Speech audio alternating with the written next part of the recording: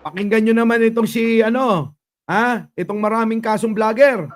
Pakinggan nyo Ito na, pasok. Ni VP Sara Duterte, 'di ba? Meron ng pangalawa ngayon, nilusob.